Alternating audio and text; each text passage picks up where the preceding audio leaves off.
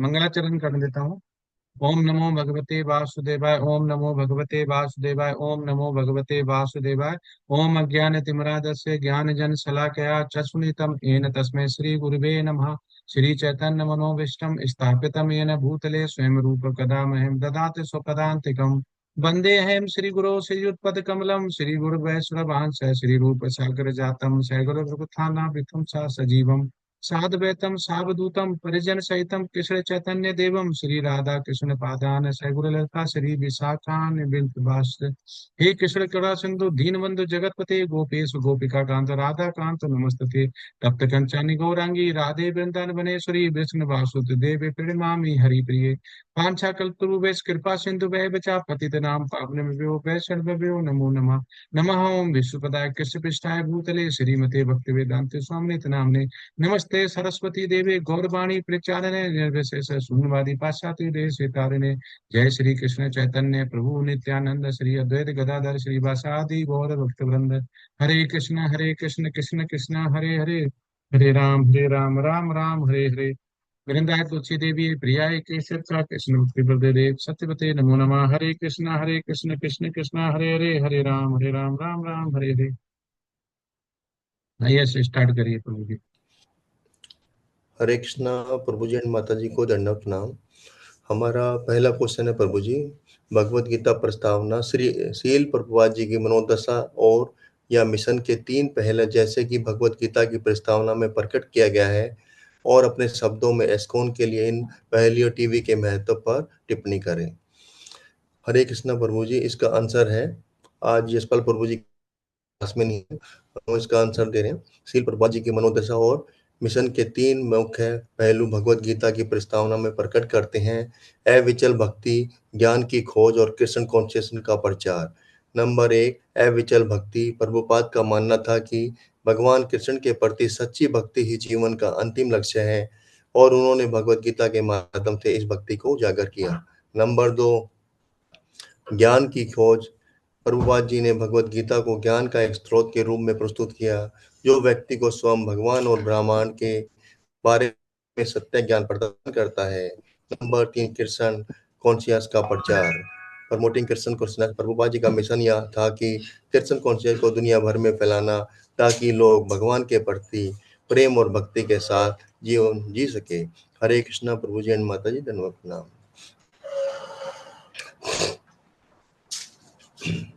हमारा प्रभु जी एंड माता जी next question है, भगवत गीता प्रस्तावना। भगवत गीता के कथनों के संदर्भ में अपने शब्दों में स्पष्ट करें कि शील प्रभुपाद जी ने अपनी भगवत गीता का नाम यथारूप क्यों किया। इसका आंसर है प्रभु जी, शील प्रभुपाद जी ने अपनी भगवत गीता का नाम यथारूप इसलिए रखा क्योंकि उनका मानना था कि उन्हें गीता को बिना किसी व्याख्या तथा परिवर्तन के जैसे कि वह है कि वैसे ही प्रस्तुत करना चाहिए, ताकि पाठकों को भगवान कृष्ण का संदेश बिना किसी भारी हस्तक्षेप के प्रत्यक्ष हो सके। बंद कर दे बस। पर प्रभुपाद जी का मानना था कि उनका कर्तव्य है कि वे भगवान कृष्ण के संदेश को जैसे कि वह भगवत गीता में है उसी रूप से लोगों तक पहुंचाए। नंबर दो, उन्होंने गीता के अर्थ को अपनी व्याख्याओं तथा विचारों से दूषित नहीं करना चाहा, बल्कि इसे यथासंभव सरल तथा स्पष्ट रूप से प्रस्तुत करना चाहा। नंबर तीन, यथारूप का अर्थ है जैसा है, जो दर्शाता है। प्रभुपाद जी ने गीता को बिना किसी परिवर्तन के जैसे ही वह है उसे उसी रूप में सरल रूप में प्रस्तुत किया। प्रभुपाद जी ने पश्चिम दुनिया में गीता को लोकप्रिय बनाने के लिए भगवत गीता यथारूप का अंग्रेजी में भी अनुवाद किया और व्याख्या लिखी, ताकि अधिक से अधिक लोग भगवान कृष्ण के संदेश से जुड़ सके। हरे कृष्णा कृष्ण कृष्ण हरे हरे, हरे राम राम राम हरे हरे। प्रभु जी एंड माता जी, हमारा तीसरा क्वेश्चन है, भगवत गीता 1.11 अध्याय 1, क्रोध भक्त संशय में दुर्योधन को युद्ध में भीष्म और द्रोणाचार्य के पूर्ण समर्थन का विश्वास क्यों था। हरे कृष्ण पिता माता जी, आप अपना क्वेश्चन का आंसर दीजिए। धन्यवाद प्रभु जी। प्रभु जी, हरे कृष्ण माता जी, सभी वैष्णव भक्तों हरे कृष्ण। पूछा गया प्रश्न इस प्रकार है, भगवत गीता 1.11 अनयेषु च सर्वेषु भागम अवमेवाभिरक्ष्यन्तु भक्तः सर्व एव हि। अतः मैं कौरव सेना के सभी योद्धागणों से आग्रह करता हूँ कि सब अपने मोर्चे पर ठीक रहते हुए भीष्म दुर्योधन यह समझ गया था कि भीष्म पितामह मानसिक रूप से पांडवों के विरुद्ध आक्रांत होकर युद्ध लड़ने को इच्छुक नहीं है, जिसके कारण वह सैनिक की वीरता और उत्साह से युद्ध करने के लिए प्रेरित नहीं करेंगे। इसलिए उसने अन्य सेना नायकों से अपनी अपनी स्थिति पर अड़िग रहने के साथ साथ चार भीष्म पितामह की सुरक्षा का भी ध्यान रखने को कहा। यहीं पर मेरी वाणी को विराम देती हूँ, भूल हुई हो तो क्षमा करती हूँ। हरे हरे कृष्णा राम प्रभु राम माता जी। हरे कृष्ण प्रभु। हरे कृष्णा प्रभु माता जी, हमारा चौथा नंबर क्वेश्चन है भगवत गीता 1.14 से लेके 20 पांडवों के लिए जीत के 4 संकेतों की महत्व की सूची बनाएं और व्याख्या करें। हरे कृष्णा परमानंद प्रभु जी, अपने क्वेश्चन का आंसर दीजिए। हरे कृष्णा परमानंद प्रभु जी।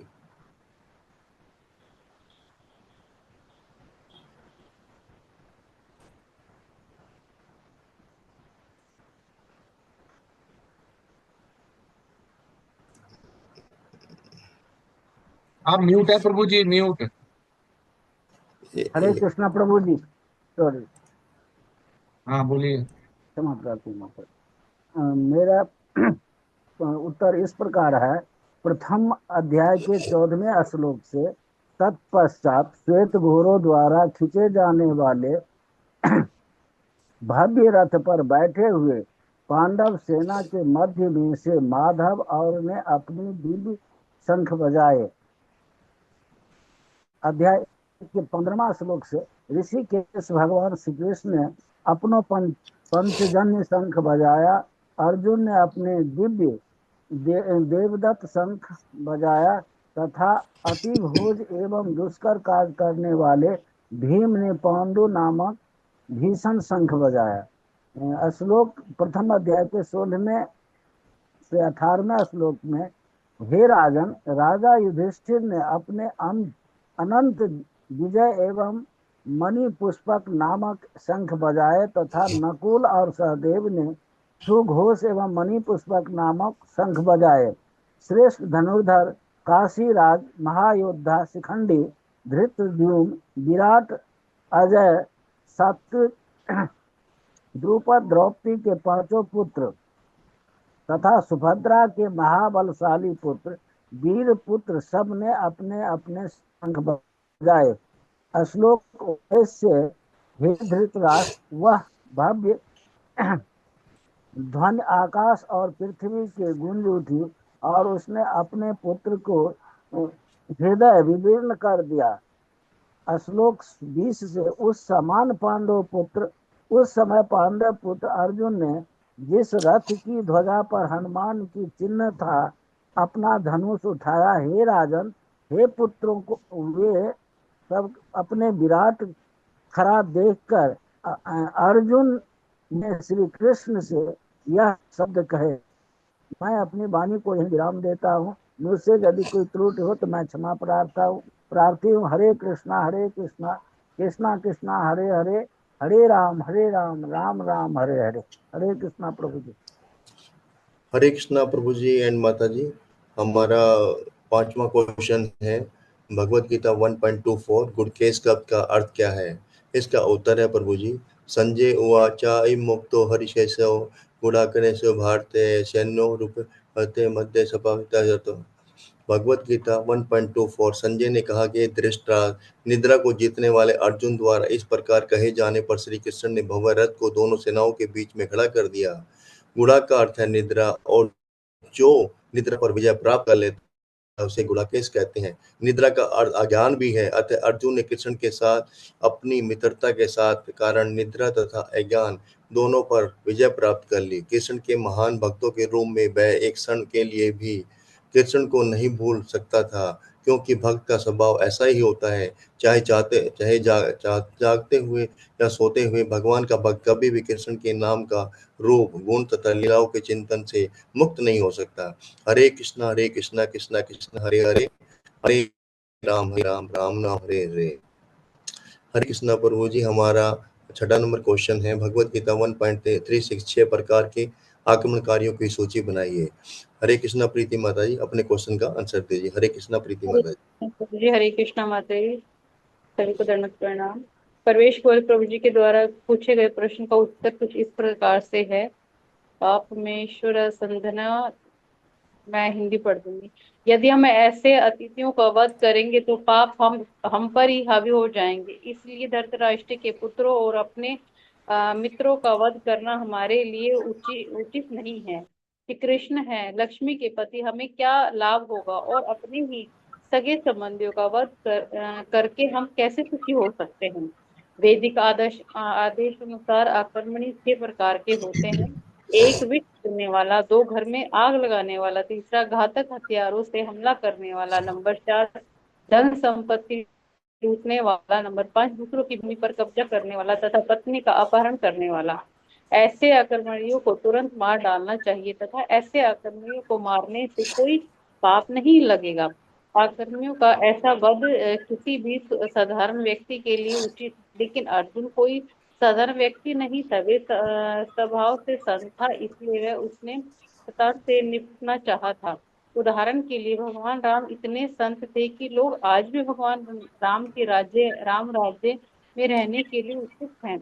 लेकिन भगवान राम ने कभी भी कायरता नहीं दिखाई। रावण के नाम विरुद्ध अच्छा था कि क्योंकि रावण ने राम की पत्नी सीता का अपहरण किया था, लेकिन भगवान राम ने उसे पर्याप्त शिक्षा दी और जो विश्व के इतिहास में होते हैं।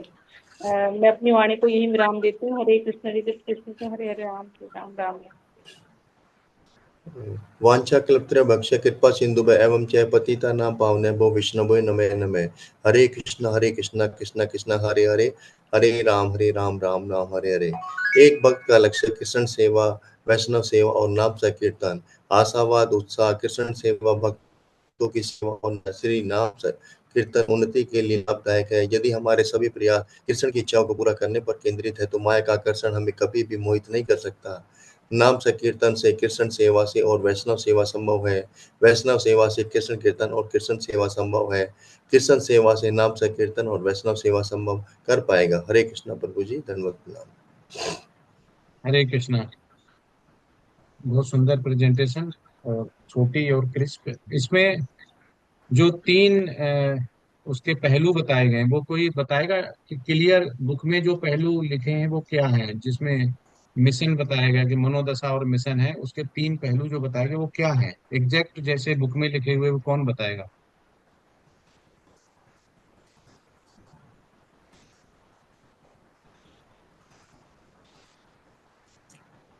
अब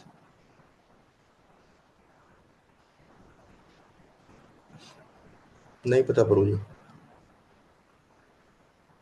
कोई भी ग्रुप से जिसने प्रेजेंटेशन दी, इसमें प्रश्न आया था लेकिन वो उसमें कैसे लिखा हुआ वो नहीं आया, इसलिए हमने पूछा है कि तीन मूड एंड मिशन जो हैं उसके मेन पहलू क्या है, प्रभुपाद ने क्या किया जिसमें तीन पूछे गए हैं पहलू। कोई बताएगा? श्री प्रभुपाद की मनोदशा और मिशन, जिसमें उनको स्थापना में प्रकट किया है।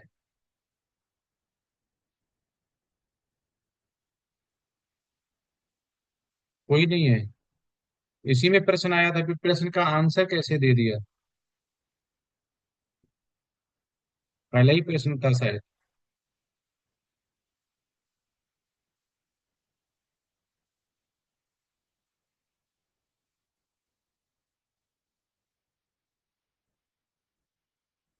हरे कृष्णा।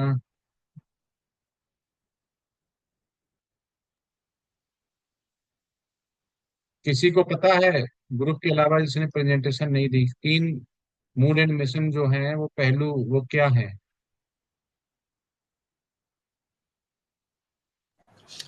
हरे कृष्णा प्रभु जी, थोड़ा समझने की कोशिश करता हूँ। सबसे पहला मिशन तो ये है कि हरे कृष्णा महामंत्र का प्रचार करना है। हमें जो समझ में आता है, जो हमने आप लोगों से सीखा है, हम्म। और कृष्ण भगवान से प्रेम करना है और सभी भक्तों का संग रहना है, साथ रहना है। नहीं, ये तो प्रभुपाद तो भक्तों के साथ नहीं रहेंगे, वो तो खुद ही भक्त बनाते थे। हम्म। उनका पहलू तो उन्होंने इस्कॉन को जो खड़ा किया तो उसके पहलू तीन थे। वो पहलू कोई बताना चाहेगा? निर्मला माता जी, किनके किनके मैं नाम जानता हूँ, उन्हीं को बोल रहा हूँ। हरे कृष्णा प्रभु जी, मैं थोड़ा कोशिश करती हूँ। हाँ। प्रभुपाद जी का मिशन है, उन्होंने चाहा था सब लोग सुखी हुए, लेकिन हम लोग साधारण व्यक्ति जो है वो भगवान को भूल के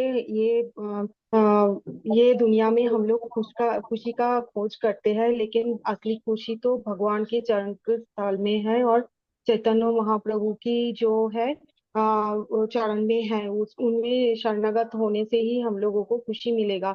तो प्रभुपाद जी का भी यही था कि मैं सब लोग खुशी बने, सब लोग सुखी बने और जन्म मृत्यु जरा व्याधि से मुक्त होके भगवान के धाम में जाए। तो ये जो हम लोग जो मनुष्य जीवन का जो सबसे बड़ा प्रॉब्लम है, ये है जन्म मृत्यु जरा व्याधि। तो इनसे छुटकारा पाना अर्जुन को भी समझ में आ गए थे। कोई सामाजिक राजनीतिक या तो पारिवारिक सुख से ये नहीं हो पाएगा, लेकिन ये असली सुख भगवान के शरणागत होने से ही है।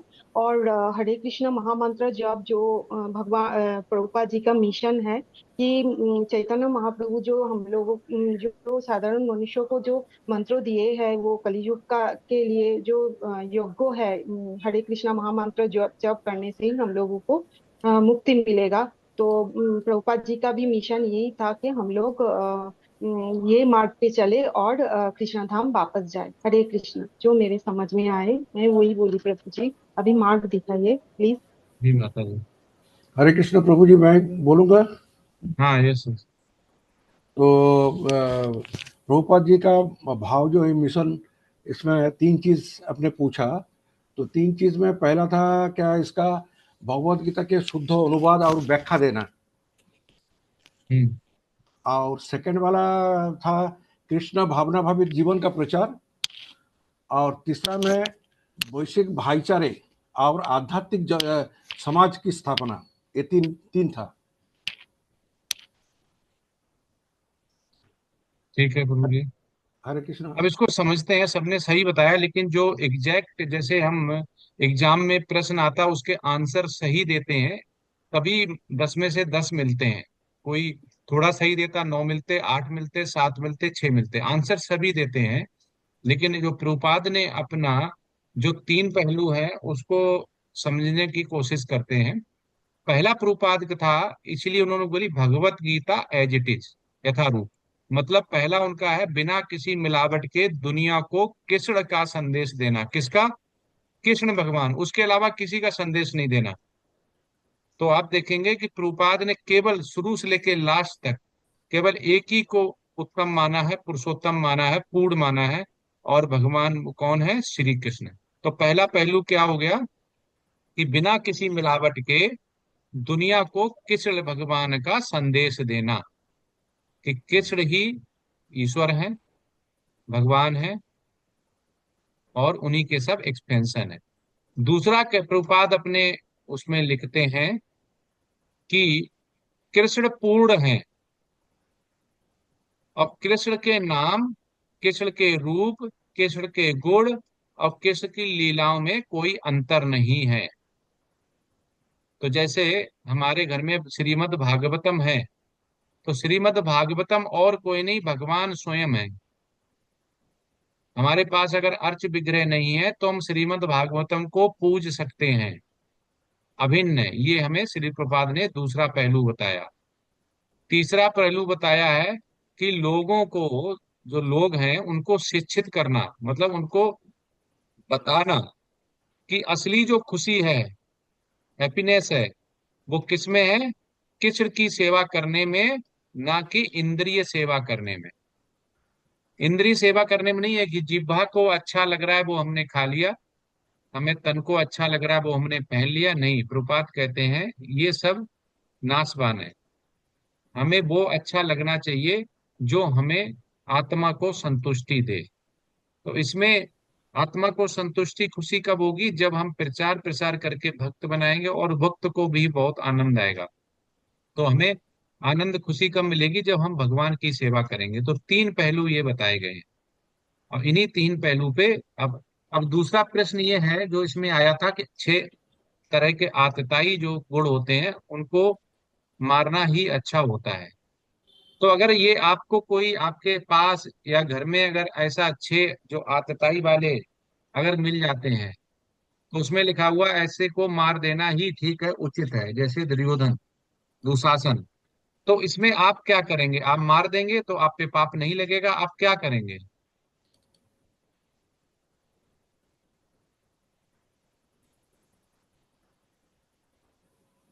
आप बोलेंगे ये तो आतताई है, शास्त्र में लिखा हुआ है, इसको मारने से पाप नहीं लगेगा, तो लाओ इसको हम ही मार देते हैं।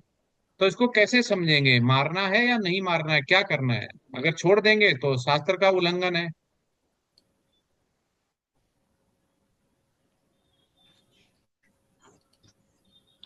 प्रभु जी इसमें ये 6 रिपु का बात करते हैं ना यहाँ पर। हम्म। तो ये जो 6 प्रकार का शत्रु बताया है प्रभुपाद जी, उसका तात्पर्य में लिखा है कि उसको मार देने के लिए क्या है, लेकिन उसका तात्पर्य अगर उसको इस शत्रु को मेरा शरीर का अंदर में काम क्रोध और लोभ मोह मद मत्सर्य ये जो है ये 6 रिपु है, और इसको कंट्रोल करने का यहाँ पर समझाया जा रहा है। हरे हरे कृष्ण प्रभु। कृष्ण प्रभु जी। हरे कृष्ण। कृष्ण। हरे कृष्ण प्रभु जी। हाँ, अब यस प्रभु जी प्रभु। 6 प्रकार के यहाँ पे आतिताई बताए गए हैं, उनको मारने का अर्थ यहाँ पर यह नहीं है कि हम कानून जो है उसको यानी प्रशासन व्यवस्था को भंग करें। हमें प्रशासन का सहारा लेना है और उनको जो है उचित दंड प्राप्त होना चाहिए प्रशासन के द्वारा। और अगर हम अर्जुन के केस में देखें तो वहां पर जो उच्च प्रशासनाधिकारी वो स्वयं कृष्ण उनके सामने उपस्थित हैं और वही कह रहे हैं कि मार दो, तो फिर अर्जुन को कहीं जाने की आवश्यकता नहीं थी, वो डायरेक्ट मार सकता है। आज भी जब आतताई होते हैं उनको कानून के द्वारा जब जज निर्णय दे देता है तो जल्लाद जाके यहाँ तक कि फांसी लटका देता है, लेकिन यह उसका खुद का निर्णय नहीं है। मार देना का उचित अर्थ है कि प्रशासन के माध्यम से उसको दंड मिलना चाहिए। हरे कृष्ण प्रभु जी। हाँ, यस प्रभु जी ने बिल्कुल सही बताया, यही आंसर है कि अगर ऐसा लिखा हुआ है तो हमें कानून हाथ में नहीं लेना, उसका पूरा ये इस समाज में व्यवस्था बनाई गई है। और जब उसका पूरा केस चलेगा, और अब उसका केस चलने के बाद जब उसको सजा सुनाई जाएगी, जो भी सजा उसको मिलेगी वो काटेगा, तो वो उसको जो बोला जाएगा कि आतताई, तो उसको जल्लाद या जो भी जेल में एक्टिविटीज होती वो करेगा, तो उसको वैसे ही मिलेगा। हमें अधिकार नहीं है, हमें लेना नहीं कि शास्त्र में लिखा हुआ हम लेंगे, तो वो पाप हो जाएगा हमारे लिए, क्योंकि हमारे लिए नहीं लिखा है। तो प्रभु जी ने सही बोला कि वहां तो अर्जुन खुद भगवान की छत्र छाया में था, फैसला भी वहीं हो रहा था, जज भी वहीं पे था, जल्लाद भी वहीं पे थे, सब कुछ वहीं पे प्रकट कर दिया। तो इसलिए हमें इसमें हमें खुद नहीं करना चाहिए कि यहाँ पे हमने देखा कि आतताई है, लाओ हमने शास्त्र में लिखा हुआ था हमने कर दिया तो हमें सजा नहीं मिलनी चाहिए। आप जज से बोलेंगे हमने कर दिया, ये तो उसमें भगवान श्री कृष्ण ने ही बोला हुआ, तो इसमें कहाँ हमें पाप लगना चाहिए, हमें सजा नहीं मिलनी चाहिए? नहीं, इसकी एक व्यवस्था इस दुखाले पे बनाएगी, उस व्यवस्था के द्वारा अगर वो सजा है यहाँ पे, तो अब ये प्रश्न आता है, अगर वो सजा यहाँ पे अगर कर लेता है तो फिर उसका आगे क्या होगा? फिर वो उसको पाप रहेगा या नहीं रहेगा? वो अधिकारी रहेगा या नहीं रहेगा?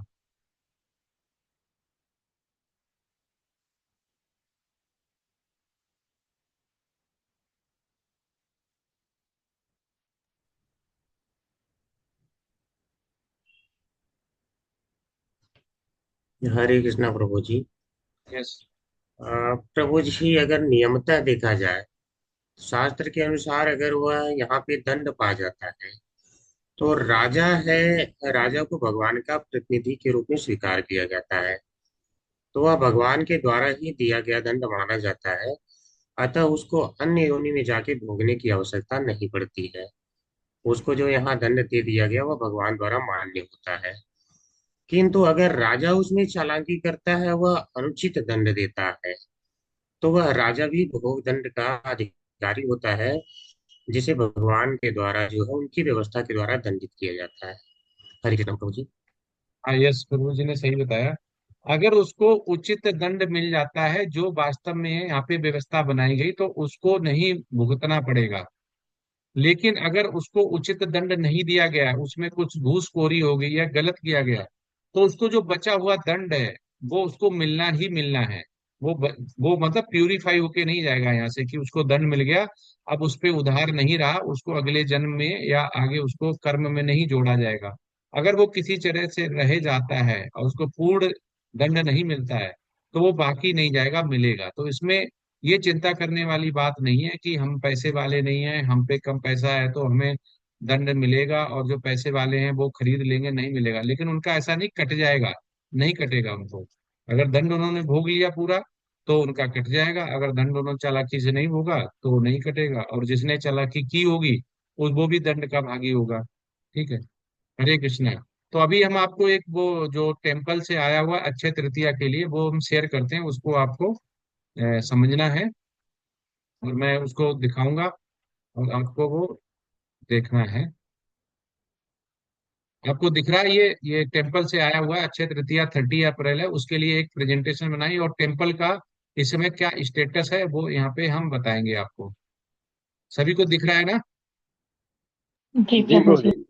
जी है, तो प्रभु। इसमें नीचे ये भी बताया गया कि टेम्पल का स्टेटस क्या है और हम कहाँ तक पहुंचे हैं और क्या क्या आज की डेट में बन गया है और क्या बनाने वाले हैं।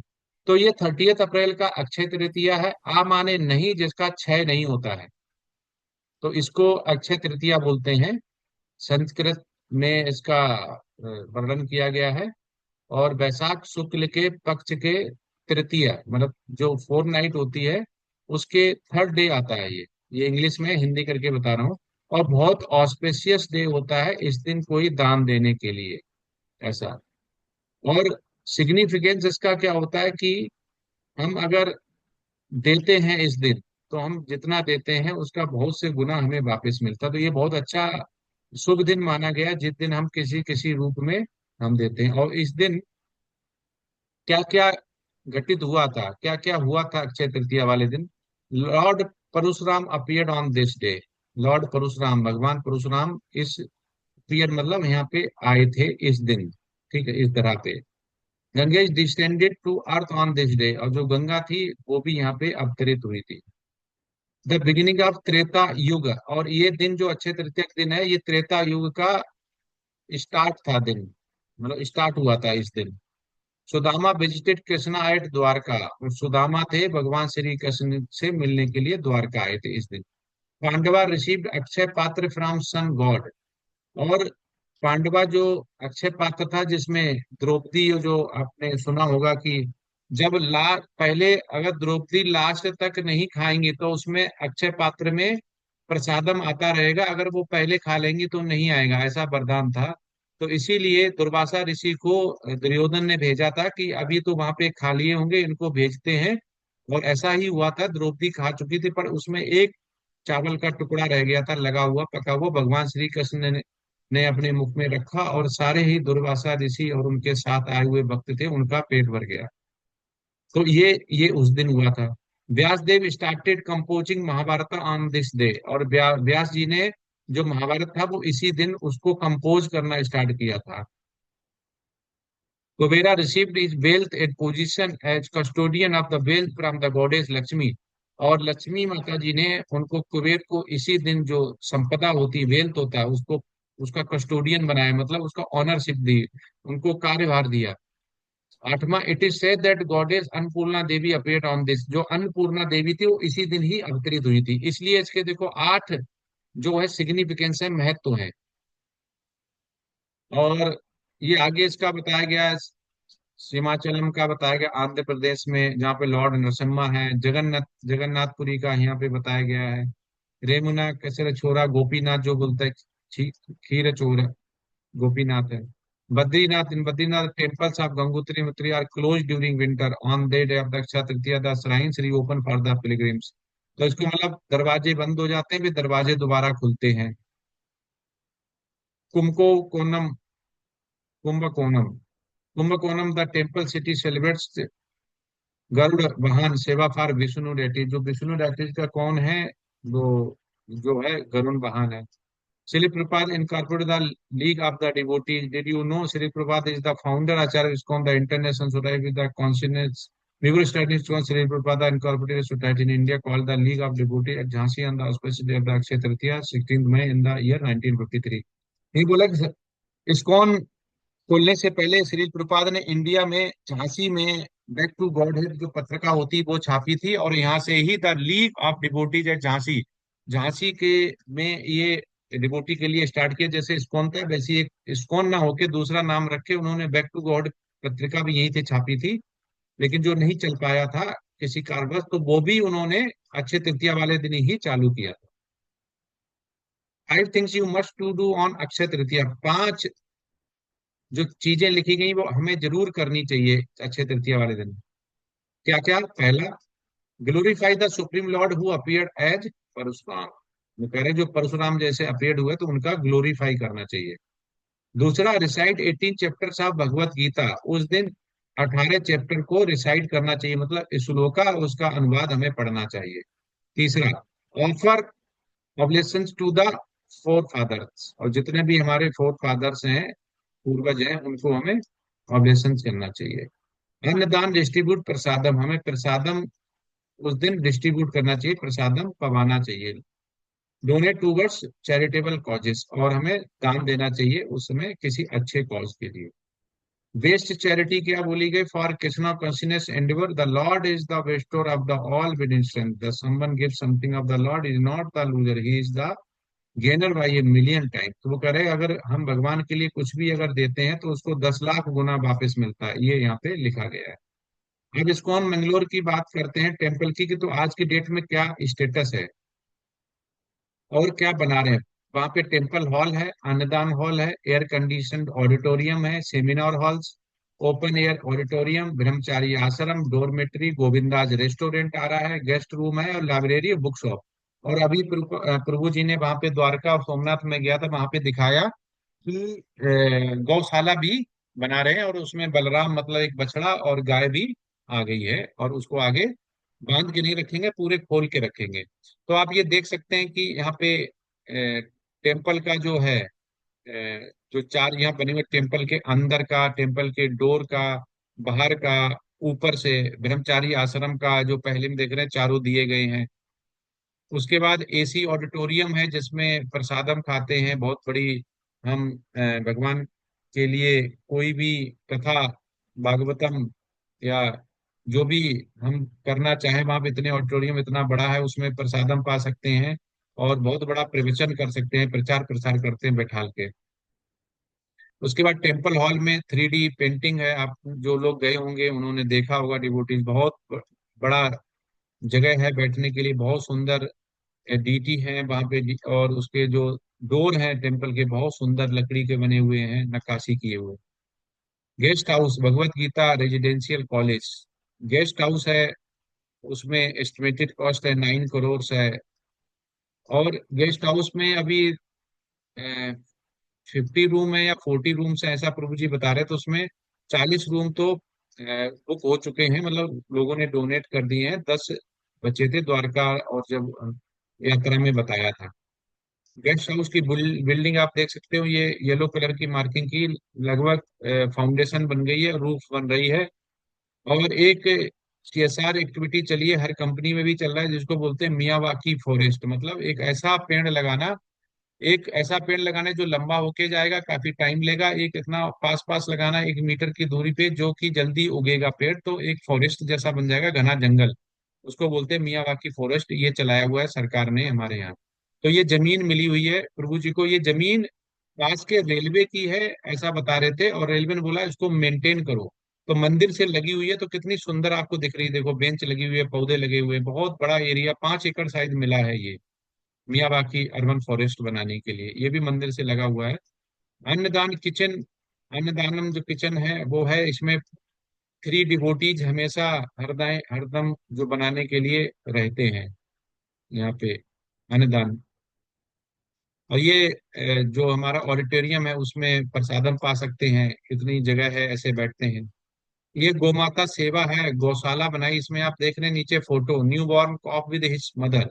तो इसमें बलराम जी आए हैं उनका नाम बलराम रखा गया, जो बछड़ा है, और एक गौ माता है, ये अभी आई हुई। और प्रभु जी कह रहे थे इसको बांधेंगे नहीं, खोल के रखा करेंगे, ऐसा बाढ़ बाढ़ या बेरिकेशन जिसको बोलते हैं, ऐसे रखेंगे, इसको खोल के रखेंगे। काऊ फॉर्म में भी है, ओपन एरिया में, ये आप फोटो देख सकते हैं काऊ के। बछड़े हैं, गाय माता हैं, और ये बहुत अच्छी तरह से अभी मेंटेन हो रहा है, और धीमे धीमे गौ बढ़ती जाएंगी। और वो, और गोविंदा रेस्टोरेंट भी आ रहा है, जो गोविंदा जैसे आपने वृंदावन या दिल्ली में देखा होगा, वैसे ही गोविंदाज रेस्टोरेंट आ रहा है, जिसमें कि भक्त अगर जाएंगे तो उनको कोई भी प्रसादम पाने की दिक्कत नहीं होगी। इस्कॉन लाइफ मेंबरशिप भी अगर कोई इच्छा है तो ले सकता है, उसमें गेस्ट हाउस 1 साल में 3 दिन रुकने को फ्री मिलता है, भागवतम का सेट मिलता है, जपा माला मिलती है, और बहुत सारे फेस्टिव्स और एसोसिएशन करने को मिलता है। ये डोनेशन लिंक है, जिसको इच्छा हो अक्षय तृतीया के उपलक्ष्य में वो कर सकता है, कितना भी अमाउंट। और ये नाम दिए गए हैं श्रीवास अंगन दास और गौर मनमोहन दास, ये नंबर दिए गए हैं, बैंक डिटेल्स ये दी गई है। और किसी भी स्पैम वगैरह से अगर कोई ऐसा मैसेज आता है कि ये हमारा कोलई स्पॉन से मंगलुरु से है, तो उसको कृपया ध्यान दें कि कहाँ से है, नहीं तो स्पैम हो सकता है, आपके दान बेकार जा सकता है। धन्यवाद। ये यहाँ पे अक्षय तृतीया के उपलक्ष्य में ये हमने बताया। अभी किसी का कोई प्रश्न है तो पूछ सकते हैं इस रिगार्डिंग अक्षय तृतीया, डोनेशन या कुछ और।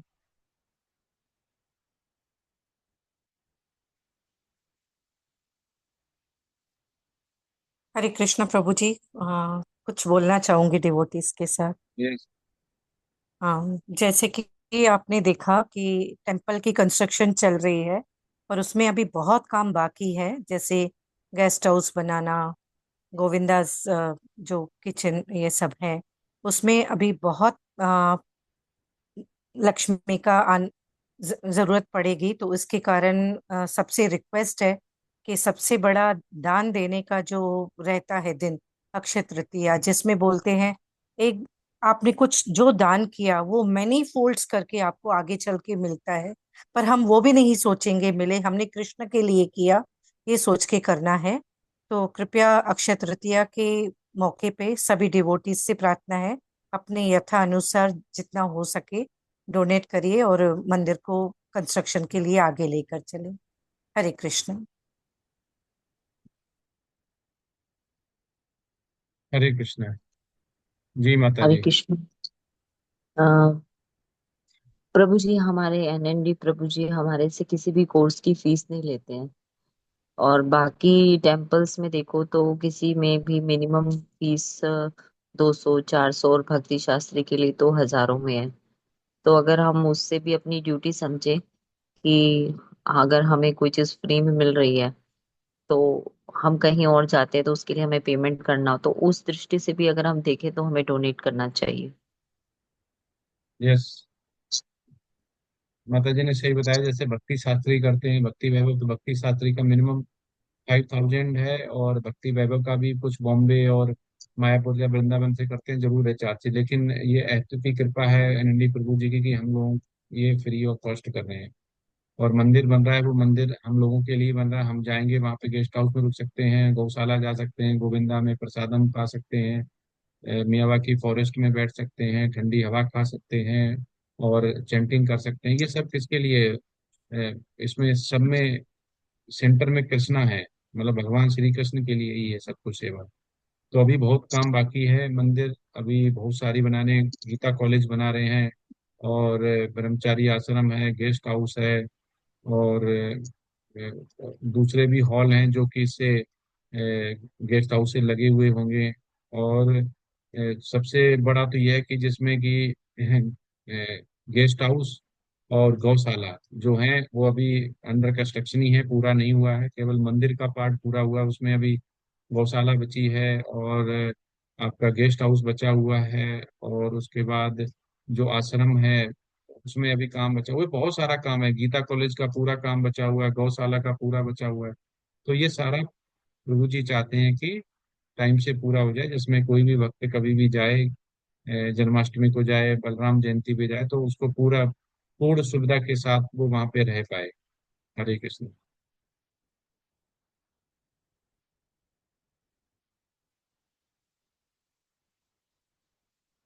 ठीक है, तो ये ग्रुप में तो आता ही होगा, माता जी डाल भी देना। जी प्रभु जी, आज ही डाला है, सब लेवल 4 वाले सभी ग्रुप्स में डाला है। यस। और अभी ठीक है, अक्षय कोई। तृतीया तक तो हाँ। लिंक्स आती ही रहेगी, हर एक दूसरे दिन आती ही रहेगी। यस कुछ नहीं, माता जी। ठीक है, तो आज चलते हैं, अगली बार प्रेजेंटेशन सभी लोग प्रिपेयर करके आए और श्रवण करने जरूर आए। ऐसा नहीं है कि श्रवण करने नहीं आ रहे हैं तो हमारा पास हो गए, हम नहीं आएंगे। ठीक है, हरे कृष्णा। अभी चलते हैं। वांछा कर्तृभ्यश्च कृपा सिंधु एव च पतितनां पावनेभ्यो वैष्णवेभ्यो नमो नमः। हरे कृष्ण कृष्ण कृष्ण हरे हरे, राम राम राम हरे हरे। अनंत कोटि वैष्णव वृंद की जय जय। जय श्री जय प्रभुपाद की जय जय जय सभी वैष्णव आचार्यों की जय। जय सभी वैष्णव भक्तों की जय। जय। हरे कृष्णा, सभी को धन्यवाद प्रणाम। हरे कृष्णा प्रभु जी, हरे हरे कृष्णा कृष्णा प्रभु जी। प्रभु जी, हरे कृष्णा प्रणाम प्रभु जी। हरे कृष्णा कृष्णा प्रभु जी, दंडवत सादर प्रणाम। प्रणाम। हरे कृष्ण कृष्ण कृष्ण, हरे राम राम राम हरे हरे कृष्ण।